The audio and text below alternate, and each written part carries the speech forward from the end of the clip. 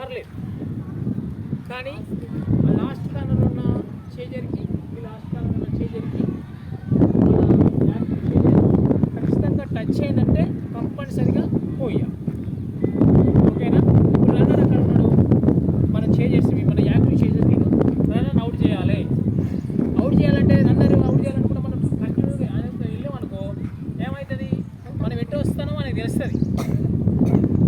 కాబట్టి ఆయన కనిపిస్తుంది. ఎగ్జాంపుల్ రన్నర్కు చిన్న హర్షిత్ రన్నింగ్ రన్నరు నేను యాక్టివ్ చేయరు.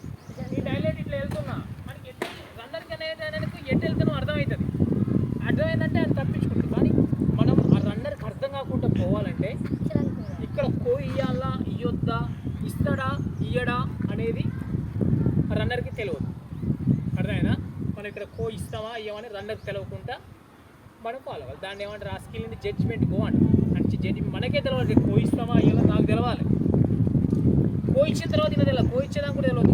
ఈయన ఎప్పుడు లేవాలి, నేను టచ్ చేసి పోనప్పుడే లేవాలి. నాడు అక్కడ ఇచ్చినట్టు చేసినా కూడా లేవద్దు అనేది తెలియదు. అంటే కన్విన్స్ చేసిపోవాలన్నట్టు. కన్విన్స్ చేసిపోవాలంటే అది ఏ విధంగా ఫస్ట్ స్కిల్ చూడండి. రెడీగా నేను చేయలేదు, నేను ఎవరిని యాక్టివ్ చేయలేదు.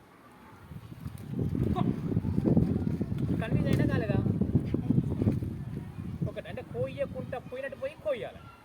ఇంకోటి ఇచ్చినట్టు ఇచ్చి ఇయ్యదు. అది ఎట్లా?